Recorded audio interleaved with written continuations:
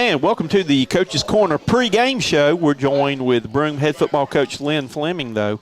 Well, Coach, been an interesting time since we've seen you last, that it was played on a Thursday night football. Yeah. And now getting ready to play a game now. You've had a little extra day of thinking about that too, and now you've had to deal with homecoming week with a lot of things going on with homecoming. But let's go back to last Thursday night, though. Kind of an interesting situation that a lot of the guys had to make that transition. You started that game in the daylight, and they said, which Carlos told me he liked playing in the daylight. So probably for him and some of the other guys, it's probably been 3 years since they played one like that, a real game in the daylight. Yeah, just the COVID year. Yeah, So a game there against a team, you've got off to a pretty quick start, and they were able to come out and get a couple of plays. You had some penalties, I think, that hurt you right there. It took away some opportunities to score and other things, and they were able to come back and get in that game and make it an interesting game there. Well, they did. I mean, they're a well-coached football team.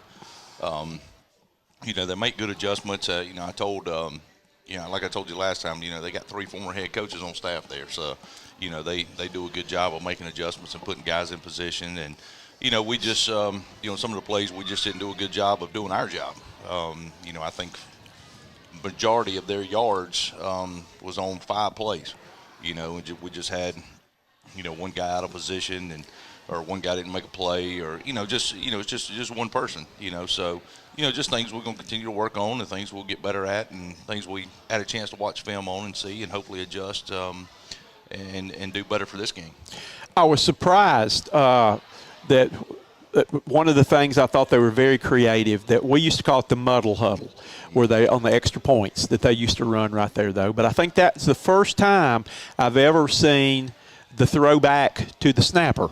On that, have you seen that before? Or Now, and I've run that before in the past, and we've seen it on film. We prepared for it. We practiced it, and we still didn't get it right. But we knew, they're anytime when they do the water bucket and their receiver split out wide, he's off the ball. Center's eligible, and like I said, our guys knew that going in, and. We just got to do a little bit better job of knowing our responsibility there, and two, just kind of not having our head down after they score. Those 2-point plays are, those are big plays and big momentum changers, and we just can't hang our head a little bit. We got to get lined up and play defense, and we kind of gave them one there, which was very disappointing. But like I said, just something we'll work on and move on.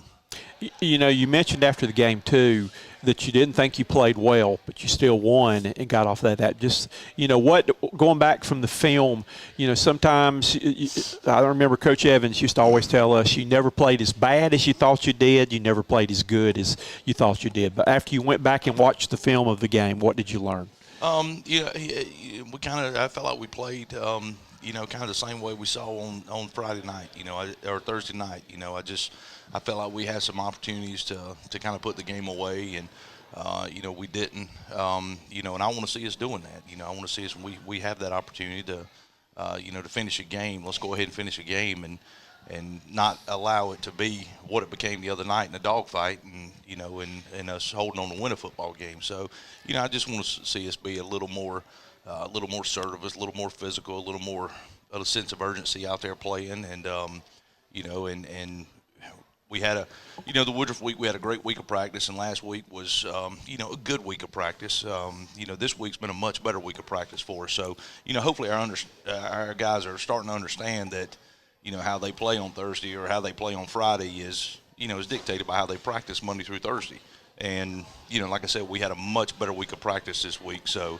Hopefully that'll carry over for us Friday night. Well, I can imagine, too, you had one less day of practice last week, and then probably subconsciously not knowing what day you were going to play, even though you probably felt like it was going to be Thursday, but that doubt in your mind, is this game going to be moved, what's going on with the weather? You probably had a lot of subconscious distractions going on, too. And it was. Guys were, worried about the game being moved to Monday, and they hear – they hear rumors, they see stuff on Twitter about how games are moved and who's doing this and who's doing that. And, at the end of the day for us, we can just focus on us. All those things we can't control. And, we just want to go out and worry about the things that we can control, and like we told them after practice, when they tell us we're going to play, we're going to get on the bus and show up. There you it go. Doesn't matter if it's Friday, doesn't matter if it's Thursday, doesn't matter if it's Monday. We're going to get on the bus and go play, and we just need to be prepared to do that. Well, you called the right play on the fake punt, and your receiver was wide open, but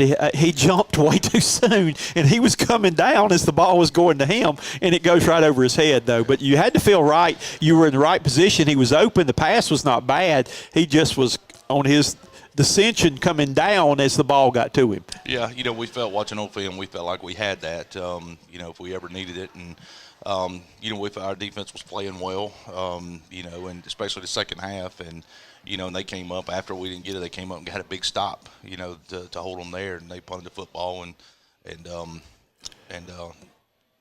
we got it back and went down and scored. So it worked out. You never know. You always take a chance when you do those things, but it's kind of a gut feeling, and we felt like it was the right call, and like I said, we had opportunity to make a play, but we didn't, and our guys bowed their neck and did what they're supposed to do. They went out there and played defense. I liked your play calling too in the fourth quarter, where it just basically came down to smash mouth football. That it was the J-Mac attack time then, to where he was getting good positive yards on every carry, and it's like, we're going to line up, we're going to run it till you stop it. Yep. And then they didn't. And then you were able just to keep pounding and pounding and pounding and take it down the field. Yeah, and that, and that's the mentality we want to create with our offensive line. And they did a great job in the fourth quarter, just kind of taking over the game and being able to create those holes for J Mack and those opportunities for Kamaje as well. So we felt like we had that advantage going into the fourth quarter, and we felt like our guys were getting some movement. So we just kind of pushed the issue, and Coach Bridges and the offensive staff did a good job of getting the ball down the field and getting us in position to make a play. It had to have been a little scary. I know I was kind of on the edge of my seat too, with the score being 27-21, and you by far, in my opinion, were the better team. Just had not taken advantage of a lot of opportunities you had and all like that, though.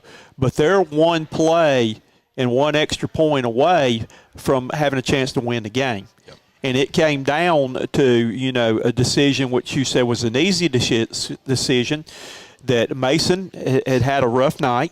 And we know with kickers, kicking sometimes it's kind of like my golf game. It becomes a mental thing lots of times when you can't get off the tee box and stuff like that. But you needed that field goal would have pretty much sealed the deal with the time left in the game. That puts you up 2 scores.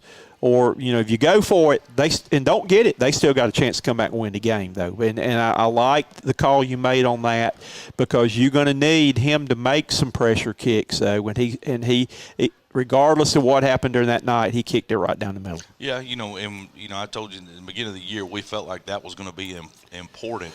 And there was going to be a time where he was going to have to make an important kick. And I feel like those opportunities early in the season, had given him that chance to do that. And it's like I told him before he went out there and kicked. We do it every day. Just go out there and do what you do. And and he did. We have all we had all the confidence. I know it's been a little tough and windy. The wind gets in the back of your mind when it gets so breezy. And we had one rusher off the edge that we have to kind of do a better job with him. But like I said, it was an easy call. We had all the confidence in the world that that Mason was going to make it, and and he did, and he didn't make it. He just drilled it straight through the uprights. Mm-hmm. So the opportunities he's had in the early beginning of the season, I think held true there and helped him just another kick. So. All right, we go into tonight's game. You have Blue Ridge. Blue Ridge had an open date, so they've had 2 weeks to get ready for the Centurions and all. And I'm sure, have had an interesting week. It's a fun week for the players, to where you've got all the things with the dress-up days, and I've been looking at the pictures on that and keeping up with it and all like that. But this is, as a coach, this is always a nightmare week. I remember they used to do this. We used to have one when I was coaching basketball. They had a winter homecoming, and they had a homecoming king, and they come in and ask me, so-and-so's some of your players are in the court. We need them for halftime. I said, they're playing basketball that night and all. So you run up with that. How do you go about keeping the guys focused on what the real purpose of the game is, and that's to come out and try to go 2-0 in the region? Well, you want them to enjoy it. This is, especially for your seniors, so it's a one-time deal for them. But I think Coach Anderson said it the other night. At the end of the day, all this stuff's going to be fun. But all you're going to remember 10 years from now is whether you won that football game or not. And I remember my homecoming. I remember the game, who we played, the score, and all, and so that's going to matter. So we just, I think our guys understand that. And like I said, they've had a really good week of practice. Hopefully we can finish that out. And like I said, we're going to do something a little bit different Friday. We're going to break our normal routine that we've had for our home games. So, we're going to try to do something a little bit different, and hopefully that'll pay off for us too, just to kind of get our distractions, keep our distractions to a minimum. There you go, and sometimes you got to do that. Yeah. That do some things a little bit different. I do promise you one thing: I'm not changing my undefeated jersey that I've worn, and I'm sticking with that. Perfect. So I just change them every Wednesday night. I'm changing them now, but that's gone to my regular one, which we're keeping the gold ball. Gotcha. We did not win any with the blue ball, so we've got a few things that we're having. Right. Being a former coach, I am very superstitious on stuff like that. Or do you fall into that category too? Or I do, and it's funny. It's with a few things, and it's not everything, but there is a couple things that I do, and I make sure that these last 3 weeks that I started 3 weeks ago, and I've done it each week, and it's going to happen again this Friday. So I'm going to make sure it happens again this Friday. So there's been a few things that, but not a lot. I just believe in preparation. But there are some. Being an old baseball guy too.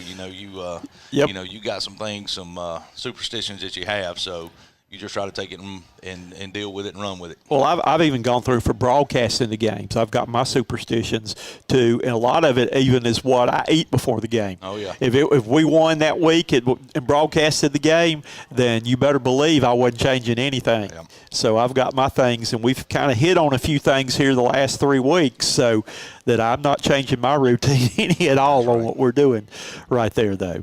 So again, tell us now a little bit.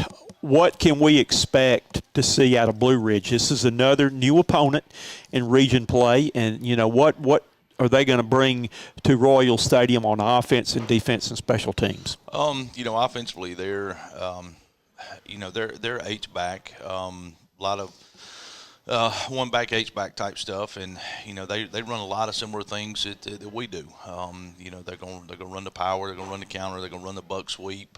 It's almost a wing T style offense, out of the gun. And they run the receivers in motion and hand it to him, and but their quarterback is he's a really good football player.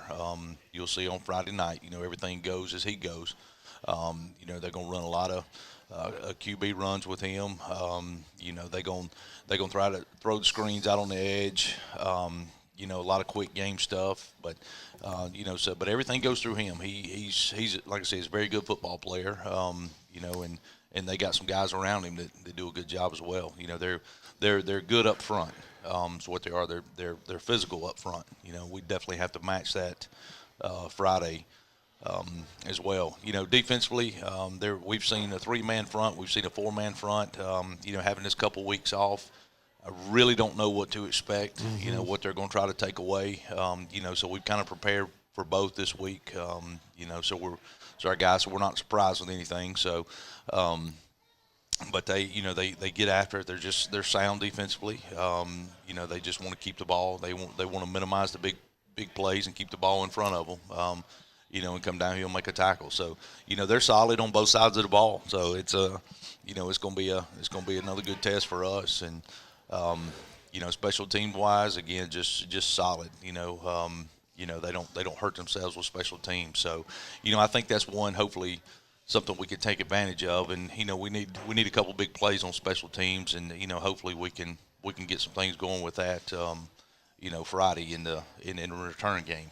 Well, we look forward to the game Friday night. Now, I'm sure it'll be a very special game with all the homecoming festivities, and look forward to seeing the Centurions can get to 2-0 in conference play. Yes, sir. Thank you, Coach. Thank you.